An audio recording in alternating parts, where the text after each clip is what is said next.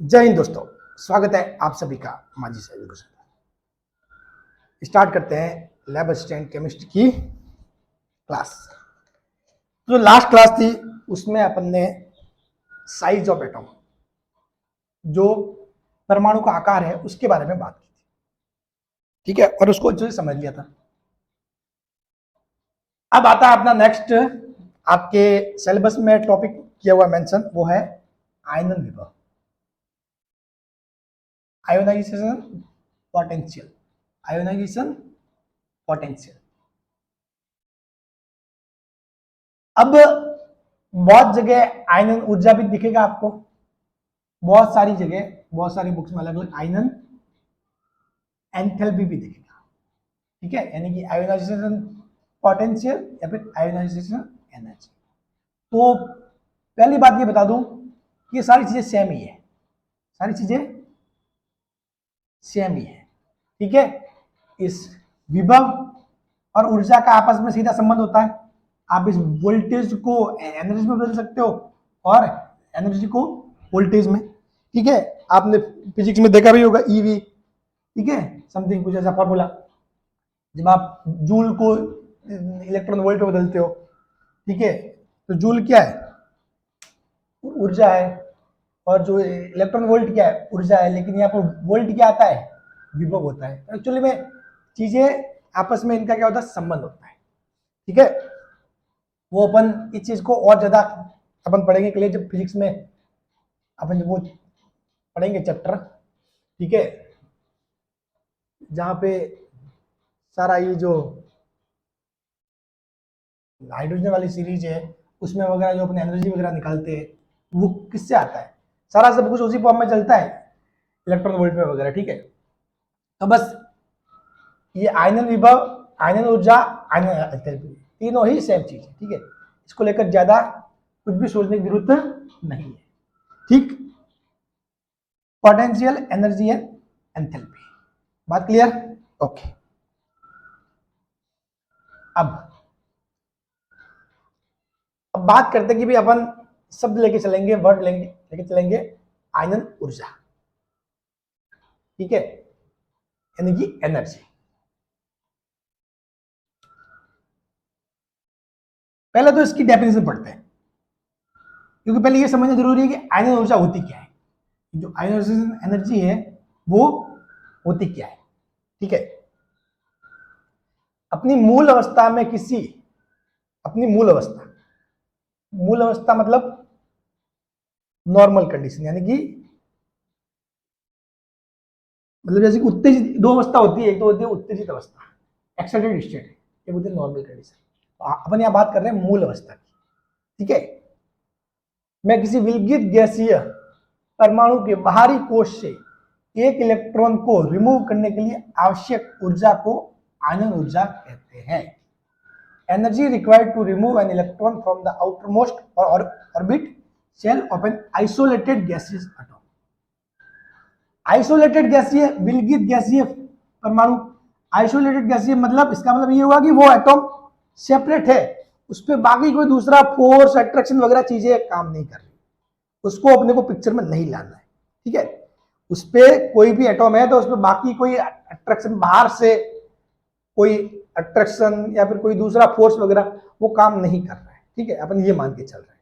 ठीक है ना? तो बात कह रहे हैं कि भाई अपने को किसी, सिंपल सी बात है, अपने को किसी एटॉम से कोई इलेक्ट्रॉन निकालना है, एटॉम से कोई इलेक्ट्रॉन निकालना है तो उसको हमें ऊर्जा देनी पड़ेगी। We have to give energy, and only we can remove electron from an atom.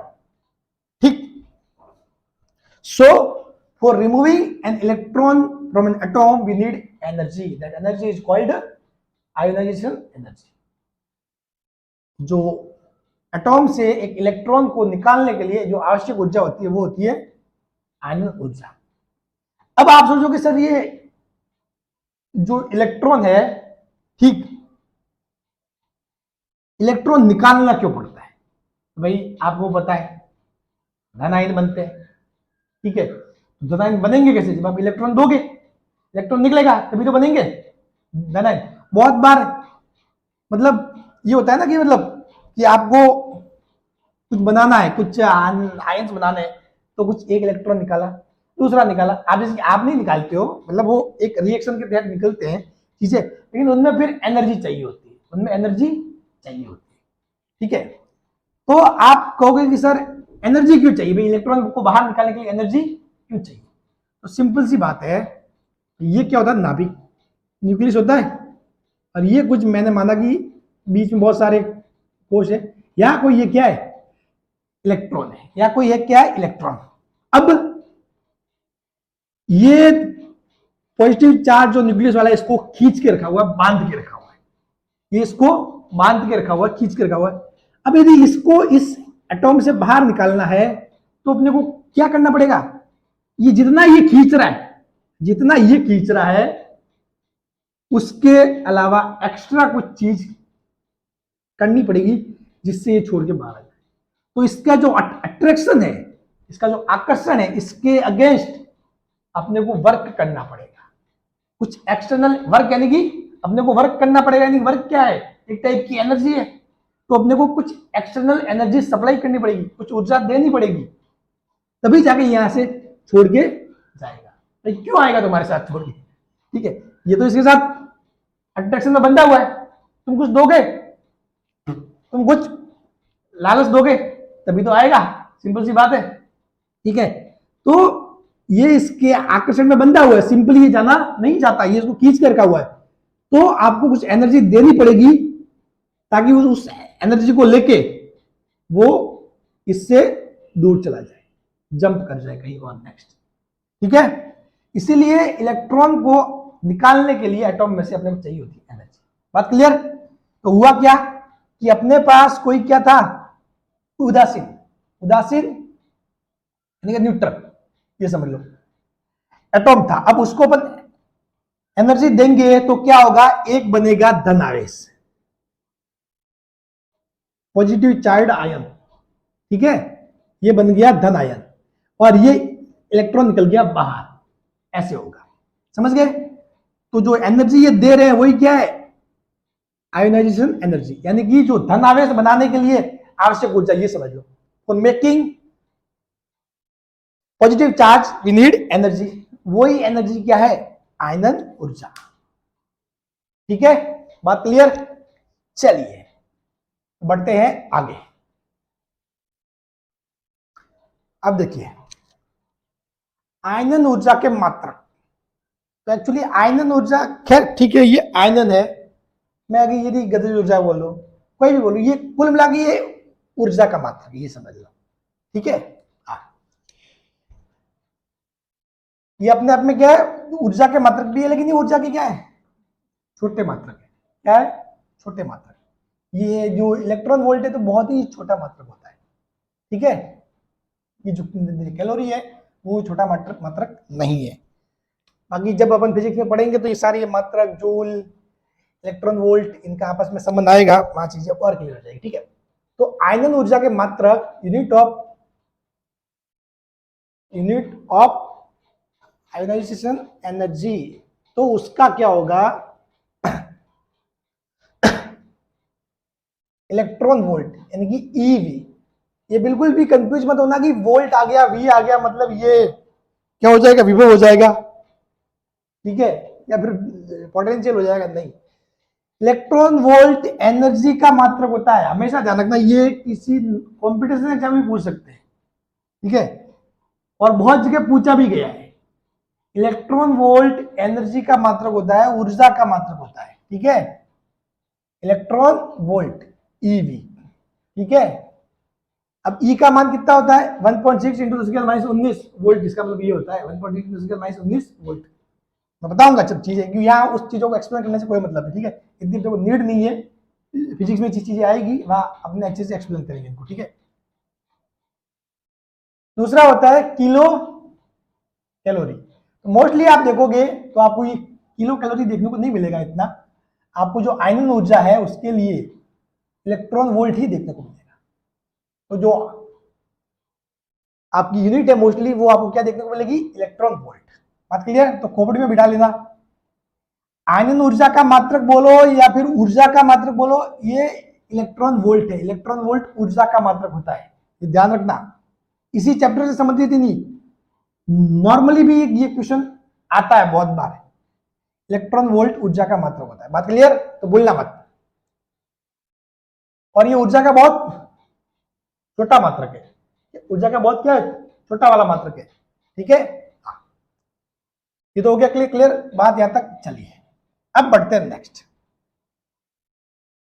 एक चीज आती है फर्स्ट आयनन ऊर्जा, ठीक है, प्रथम आयनन ऊर्जा, द्वितीय आयनन ऊर्जा, तीसरी वाली आयनन ऊर्जा, ये सब है क्या?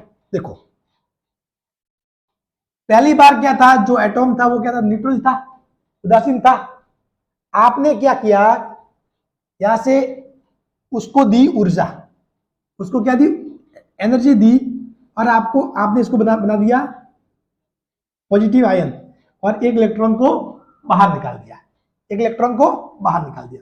तो जो पहली बार फर्स्ट इलेक्ट्रॉन निकालने के लिए जो एनर्जी दी उसको बोलते हैं आयोनाइजेशन एनर्जी 1, ठीक है, बात क्लियर? आयनन ऊर्जा पहली वाली। अब इसी ये जो बना है A+, अब इसमें से अपने को एक और इलेक्ट्रॉन निकालना हो तो अपने को कुछ और ऊर्जा देनी पड़ेगी, वो ऊर्जा आएगी Ie2, और ये बनेगा A2+, यानी कि दूसरा इलेक्ट्रॉन निकल गया, ठीक है। तो ये दो, ये तो 2+ हो गया और इलेक्ट्रॉन बाहर। अब इसमें से एक और निकालना हो तो वो हो जाएगा आयनाइजेशन एनर्जी नंबर 3, A3+ और इलेक्ट्रॉन। अब यहां पे आप इन तीनों ऊर्जा की यदि तुलना करोगे तो जो तीसरी आयनन ऊर्जा वो ज्यादा होती है, द्वितीय आयनन ऊर्जा कम, और सबसे कम होती है प्रथम आयनन ऊर्जा। अब सर ऐसा क्यों? तो देखो, पहली बार जब आपने इलेक्ट्रॉन निकाला तो ये एटॉम कैसा था, न्यूट्रल, कैसा था, न्यूट्रल, उदासीन, ठीक। तो एटॉम उदासीन था, तो जो ये इलेक्ट्रॉन है जो बाहरी कोश में था, आउटर सेल में, एक बात ध्यान रखना, अपन इलेक्ट्रॉन बाहर तो निकाल कहां से रहे, बाहरी कोश से, आउटर सेल, ध्यान रखना, ठीक है, कहीं बीच में से नहीं निकाल रहे हो। इलेक्ट्रॉन कहां से निकलेगा, आउटर सेल से, बात क्लियर? हाँ, किसी किसी केस में कभी कभी अपवाद, ठीक है, कुछ चीजें होगी वो मैं बता दूंगा, लेकिन इलेक्ट्रॉन हमेशा बाहरी कोश से बाहर निकलते हैं, ठीक है। हाँ, ये बात ध्यान रखना हमेशा। कुछ रेयर ऐसे कुछ अपवाद आएंगे तो उस टाइम में शेयर कर दूंगा, बाकी आपको कोई अभी तक माइंड में रखने की जरूरत नहीं है, ठीक है। इलेक्ट्रॉन हमेशा जो बाहर निकलता है वो बाहरी कोश से, यानी कि लास्ट वाला जो सेल है उससे बाहर निकलता है, ठीक। तो आपने जो पहली बार इलेक्ट्रॉन को बाहर निकाला, ठीक है, पहली बार आपने क्या किया, इलेक्ट्रॉन को बाहर निकाला, तो आपके पास ये जो न्यूक्लियस है या फिर एटॉम है, इसमें चार्ज क्या था, न्यूट्रल था, ठीक है, यानी कि टोटल न्यूट्रल देखो, और इसको नाभिक से अट्रैक्शन था, तो ये यहां से इलेक्ट्रॉन निकाला, कुछ एनर्जी दी आपने, निकल गया। अब हुआ क्या, जैसे आपने निकाला, इस पे कौन सा वाला चार्ज आ गया, पॉजिटिव चार्ज, कौन सा चार्ज आ गया, पॉजिटिव चार्ज। अब टोटल पॉजिटिव चार्ज आ गया तो ये बन गया एक धन आयन, और धन आयन से फिर से इलेक्ट्रॉन निकालना, भाई ये ऑलरेडी, इसको तो इलेक्ट्रॉन चाहिए भाई, इसको तो इलेक्ट्रॉन चाहिए, क्योंकि इसमें इलेक्ट्रॉन की क्या शॉर्टेज हुई है, इसको तो इलेक्ट्रॉन चाहिए, आप निकाल रहे हो, तो साफ बात है आपको और ज्यादा जो जोर लगाना पड़ेगा, एनर्जी और ज्यादा देनी पड़ेगी, ठीक है। तो इसीलिए जो दूसरा इलेक्ट्रॉन निकालोगे तो आपको एनर्जी और ज्यादा सप्लाई करनी पड़ेगी, ठीक है। उसी प्रकार पहले से आपने 2 निकाल लिए, इसमें 2 इलेक्ट्रॉन की शॉर्टेज होगी और आप तीसरा और निकालने आ गए, ठीक है। तो भाई ये तो मानेगा ही नहीं, ठीक है, मतलब ये तो बहुत ज्यादा एनर्जी चाहिए होगी, तो Ie3 और ज्यादा हो जाएगा, समझ गए। और जैसे जैसे आप निकालते जाओगे वैसे वैसे आपके लिए काम मुश्किल हो जाएगा। नेक्स्ट की फिर एक स्थिति ऐसी आएगी वहां से निकालना फिर लगभग इम्पॉसिबल हो जाएगा, ठीक है। तो आप यदि फर्स्ट इलेक्ट्रॉन निकालोगे थोड़ी ऊर्जा कम, दूसरा निकालोगे और एनर्जी ज्यादा सप्लाई करनी पड़ेगी, तीसरा निकालोगे तो एनर्जी और ज्यादा। क्यों? क्योंकि जैसे जैसे आप इलेक्ट्रॉन निकाल रहे हो एटॉम पे पॉजिटिव चार्ज बढ़ रहा है, पॉजिटिव चार्ज बढ़ रहा है मतलब ये समझ लो कि जो बाकी के बचे हुए इलेक्ट्रॉन है उन पे अट्रैक्शन ज्यादा हो रहा है, और अट्रैक्शन जहां ज्यादा वहां से चीजों को बाहर निकालना सिंपल काम नहीं होता, मुश्किल काम होता है। तो मुश्किल काम को सॉल्व करने के लिए चाहिए क्या? एनर्जी। तो काम मुश्किल है तो एनर्जी भी ज्यादा जाएगी। बात क्लियर? ठीक है। जो प्रथम आयनन ऊर्जा है, यानी कि जो ध्यान रखना, ये IE3, IE2, IE1 ऐसे ऐसे होगा। आई यानी कि आयोनाइजेशन एनर्जी, IE। बात क्लियर? आयोनाइजेशन एनर्जी, इसको शॉर्ट में लिखा हुआ आई। तो ये मैटर समझ में आ गया पूरा? ठीक है, बढ़ते हैं आगे। अब देखो, अब पढ़ते हैं कि ऐसे कौन कौन से फैक्टर हैं जो आयनन ऊर्जा पर इफेक्ट डालते हैं। आयनन ऊर्जा को अफेक्ट करने वाले कौन कौन से फैक्टर हैं? Factor affecting ionisation energy. तो टोटल अपन पढ़ेंगे 5। टोटल क्या पढ़ेंगे? 5 फैक्टर। 5 में से 3 फैक्टर है, first, second, third. First, second और थर्ड। पहला है साइज ऑफ एटम। पहला है साइज ऑफ एटम। अब ध्यान से समझना, ठीक है? इस स्टेज पे यदि कोई आसपास डिस्टरबेंस है तो उसको हटा देना और अच्छे से सुनना कि मैं क्या बोल रहा हूं, ठीक है? मैं उन चीजों को लिखवाऊंगा नहीं, वो आपको लिख लेना अपनी लैंग्वेज में, ठीक है? मैं सिर्फ समझाऊंगा। देखो, साइज ऑफ एटम। अब जैसे कि फॉर एग्जांपल मैंने माना साइज की बात करते हैं, साइज की। ये क्या है? न्यूक्लियस है, नाभिक। ये यहां पे क्या है? इलेक्ट्रॉन है, ठीक है? अब दूसरी कंडीशन, ये न्यूक्लियस है और ये इलेक्ट्रॉन थोड़ा दूर है, ये इलेक्ट्रॉन दूर है।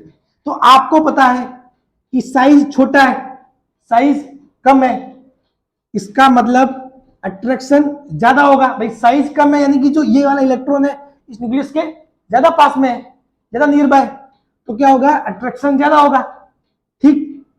तो अट्रैक्शन ज्यादा होगा तो बाहर निकालने के लिए, इलेक्ट्रॉन को रिमूव करने के लिए एनर्जी ज्यादा चाहिए होगी। बात क्लियर? ठीक। उसी प्रकार यदि साइज बढ़ गया, साइज क्या होगा? बढ़ गया। साइज बढ़ गया तो क्या होगा? अट्रैक्शन लेस हो जाएगा, घटेगा अट्रैक्शन, ठीक है ना? क्यों? क्योंकि पहले अट्रैक्शन 5 मिनट ज्यादा था, अब साइज बढ़ गया, ठीक है? तो इस वाले इलेक्ट्रॉन और इस पे तो अट्रैक्शन वो क्या होगा? कम होगा। भाई अट्रैक्शन कम तो अपने को इलेक्ट्रॉन को बाहर निकालने के लिए एनर्जी भी कम ही सप्लाई करनी पड़ेगी। बात क्लियर? ठीक है। तो यहां से एक बात समझ लो कि यदि साइज बढ़ रहा है, साइज क्या है? बढ़ेगा, आकार बढ़ेगा, ठीक है? तो क्या होगा? जो अट्रैक्शन है, आकर्षण है, जो आकर्षण है वो क्या होगा? डिक्रीज होगा। भाई साइज बढ़ेगा तो क्या होगा? अट्रैक्शन डिक्रीज होगा। क्यों? क्योंकि जो बाहरी कोश है, जो आउटर सेल है, उसमें जो इलेक्ट्रॉन है वो नाभिक से और दूर चला जाएगा। नाभिक से और दूर चला जाएगा तो उसका नाभिक से जो आकर्षण है वो क्या हो जाएगा? कम हो जाएगा। और आकर्षण कम हो जाएगा तो साफ बात है उसको अपन थोड़ा इजीली बाहर निकाल सकते हैं। इसका मतलब इजीली बाहर निकालने का मतलब क्या हुआ? कि अपने को आयनन ऊर्जा की लेस क्वांटिटी चाहिए, यानी कि आयनन ऊर्जा क्या होगी? डिक्रीज होगी। आयोनाइजेशन एनर्जी डिक्रीज होगी। समझ गए?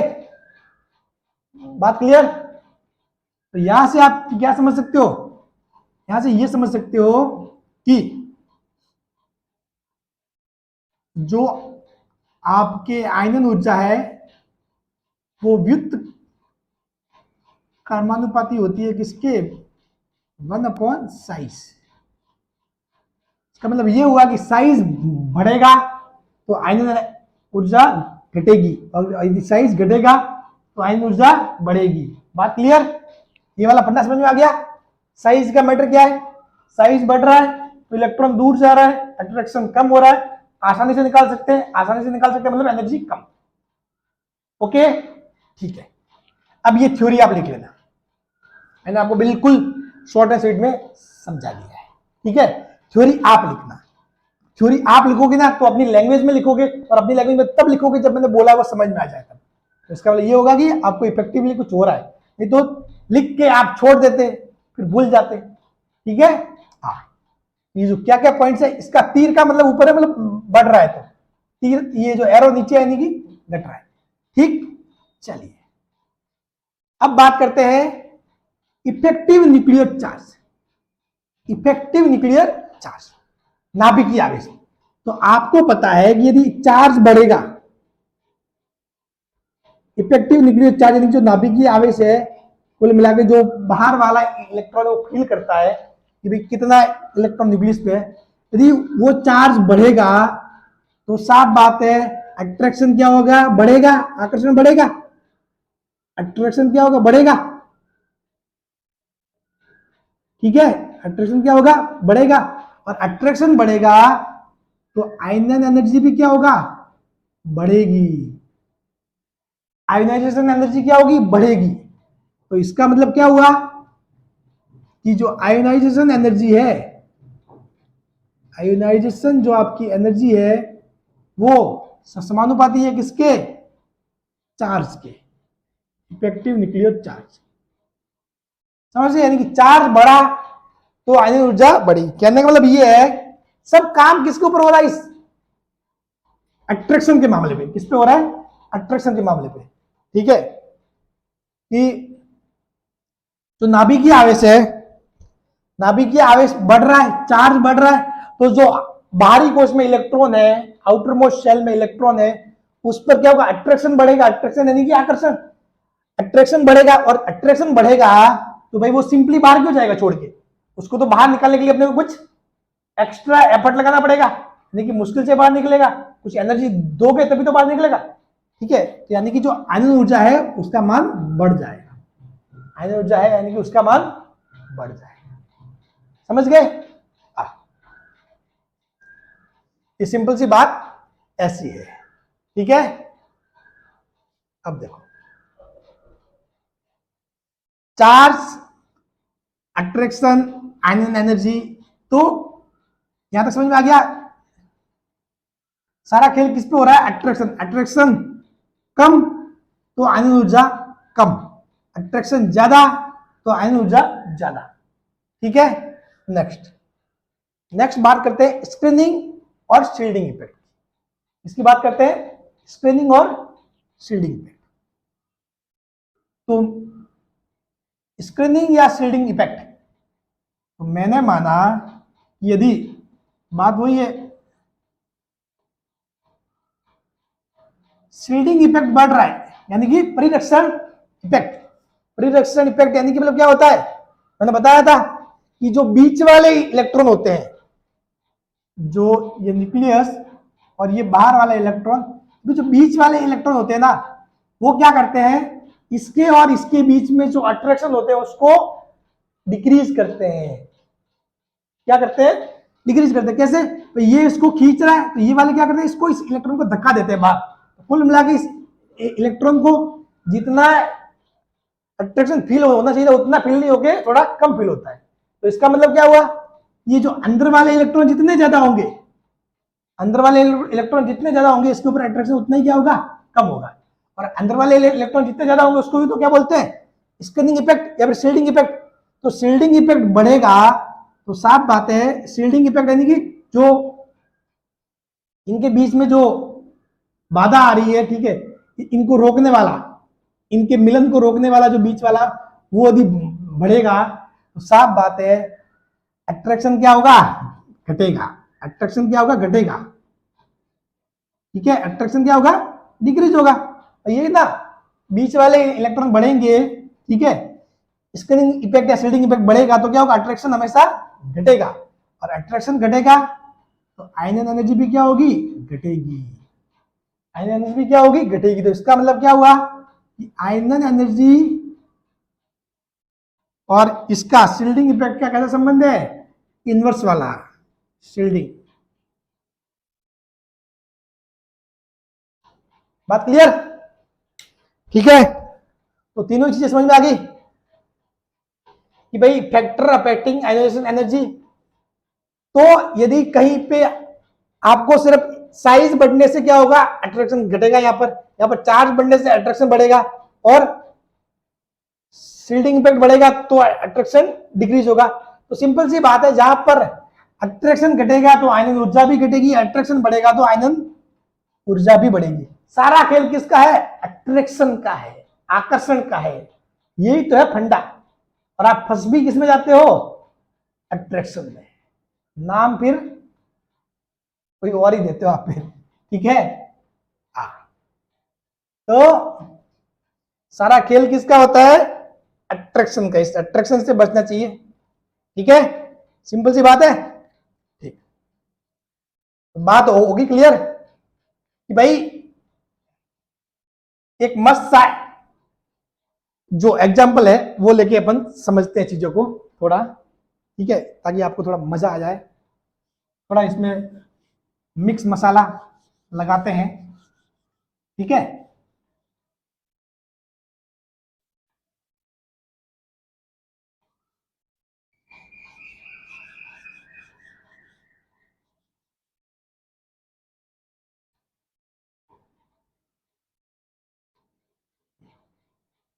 अब देखो ये क्या है, नाभिक, न्यूक्लियस।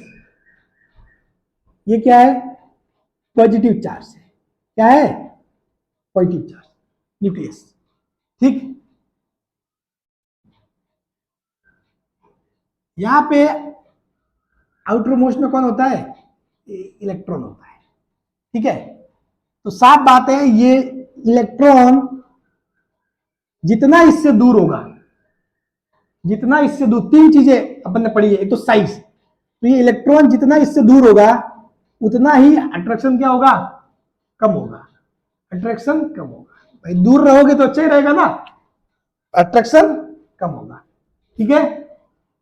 तो कहने का मतलब ये हुआ कि ये क्या है, आप दोनों के घर क्या है, पास पास में है, तो भी अट्रैक्शन ज्यादा होगा।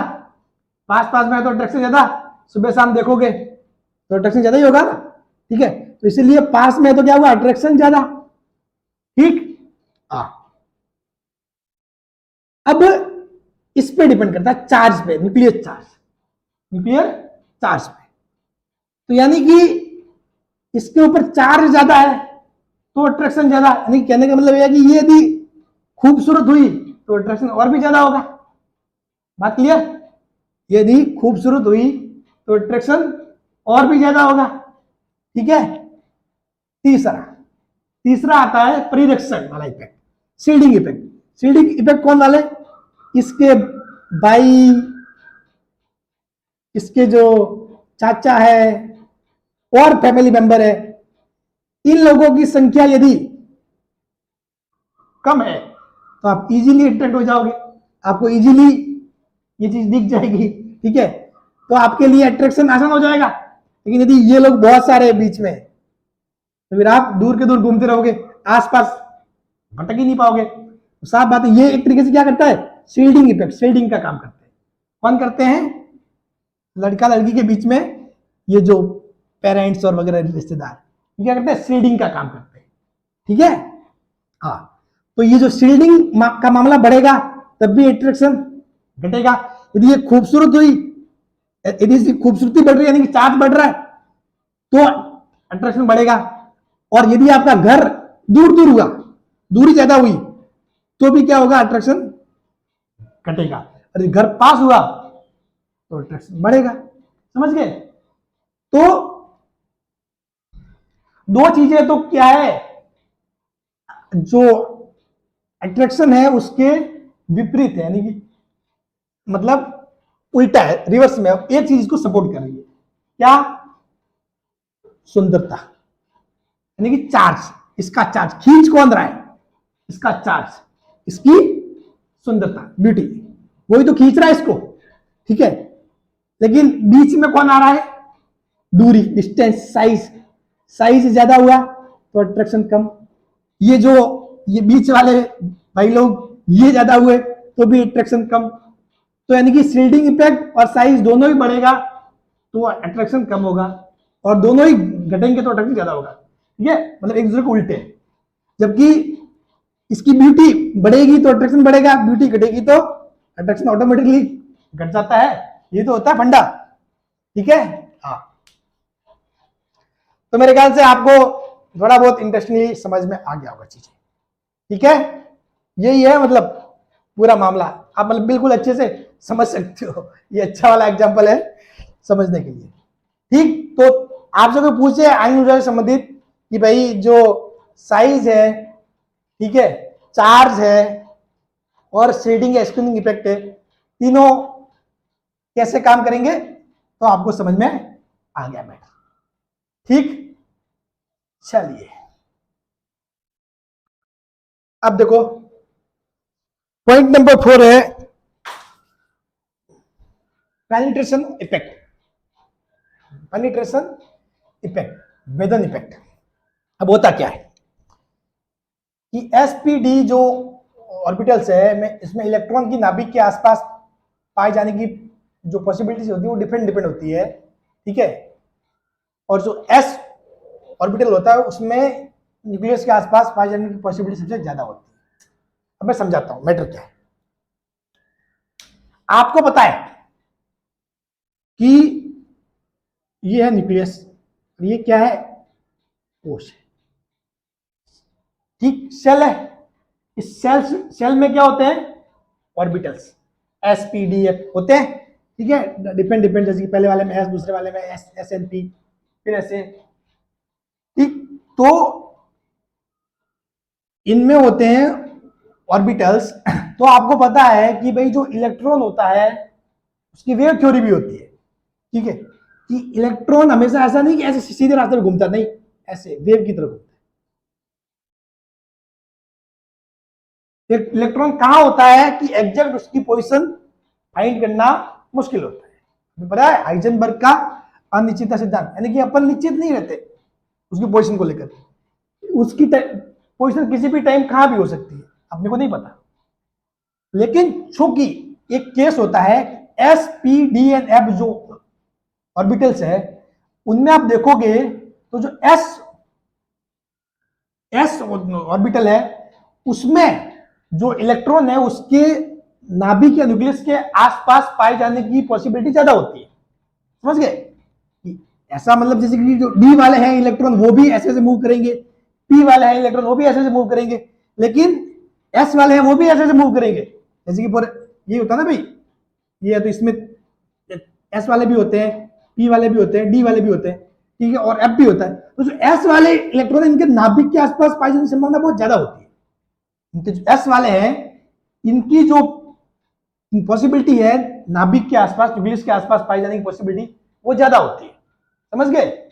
जो एस वाले हैं इनकी न्यूक्लियस के आसपास पाई जाने की पॉसिबिलिटी ज्यादा होती है। तो चूंकि इनके न्यूक्लियस के पास पाई जाने की पॉसिबिलिटी ज्यादा, वो ज्यादा न्यूक्लियस के पास होने की संभावना है, तो साफ बात है अट्रैक्शन क्या होगा, ज्यादा। अट्रैक्शन क्या होगा, ज्यादा। और भी अट्रैक्शन ज्यादा होगा तो साफ बात है इस एस वाले जो उपकोश है, सब सेल है या फिर ऑर्बिटल से, उससे इलेक्ट्रॉन निकालना अपने लिए थोड़ा मुश्किल होगा। क्यों, क्योंकि वो न्यूक्लियस के पास है। तो यही है बस, क्योंकि एस वाला सबसे ज्यादा पास होता है, पाई जाने की संभावना बहुत ज्यादा रहती है, तो इसलिए एस के लिए जो एस वाले उपकोश से या फिर ऑर्बिटल से इलेक्ट्रॉन निकालेंगे तो एनर्जी ज्यादा देनी पड़ेगी, एनर्जी ज्यादा सप्लाई करनी पड़ेगी। उसके बाद पी, उसके बाद डी, उसके बाद एफ, समझ गए। तो एस पी डी एफ ये होता है केस, बात क्लियर। लेकिन ये समान कोष के लिए, ये फॉर्मूला किसके लिए है, समान कोष, यानी कि आप ऐसे नहीं तुलना कर सकते कि भाई यहां लगा दिया 4s और 2p, कि 4s से इलेक्ट्रॉन निकालने के लिए ज्यादा ऊर्जा चाहिए होगी 2p के मुकाबले, नहीं।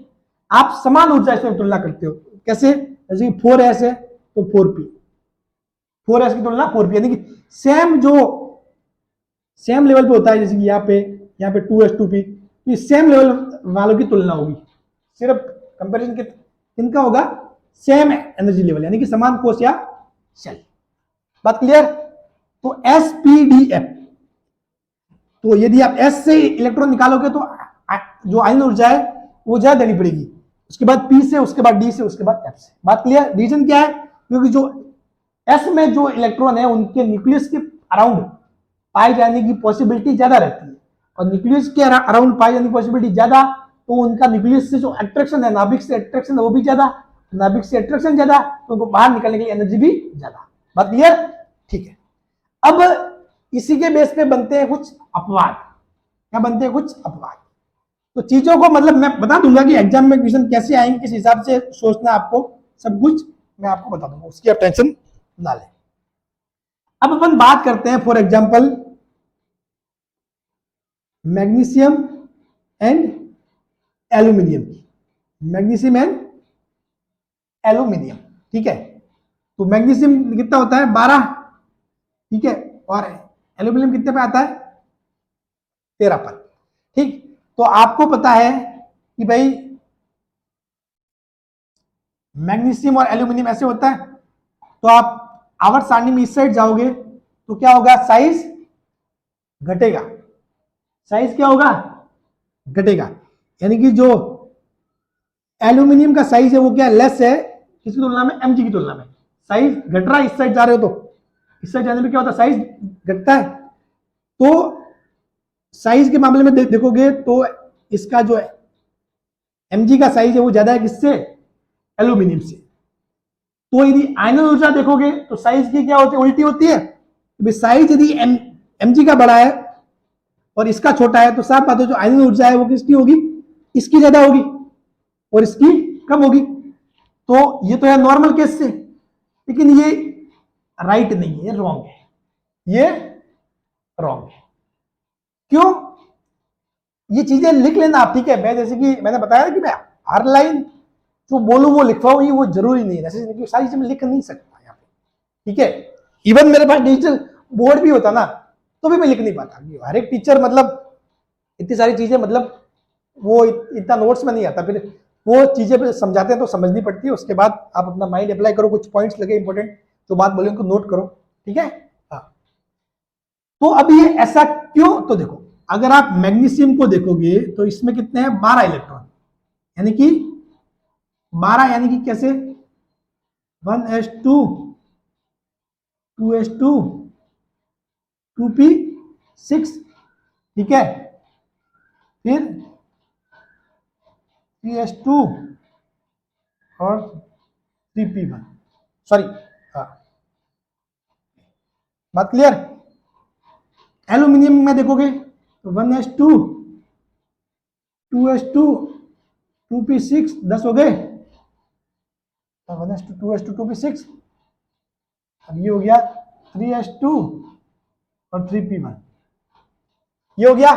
बात क्लियर? ठीक है। तो यहां से आप देखोगे कि यदि बाहरी कोश से जो इलेक्ट्रॉन निकालना है, ठीक है, बाहरी कोश से जो इलेक्ट्रॉन निकालना है, तो साफ बात है इसमें जो एल्यूमिनियम में जो इलेक्ट्रॉन निकलेगा वो तो कौन सा वाला निकलेगा? ये वाला, पी से निकलेगा, ठीक है। जबकि इसमें मैग्नीशियम में किससे निकलेगा? एस से निकलेगा। किससे निकलेगा? एस से। आप ये भूल जाओ, ये तो सेम है पूरा पूरा। इसकी तुलना करो। पोस्ट नंबर कौन सा है? सेल नंबर 3 तो इसमें किससे निकल रहा है? एस से निकल रहा है, उसमें पी से निकल रहा है। क्योंकि इसमें एस से निकल रहा है और एस में इलेक्ट्रॉन की पाई जाने की संभावना न्यूक्लियस के अराउंड ज्यादा होती है, तो इसमें एस से निकालने के लिए अट्रैक्शन ज्यादा है।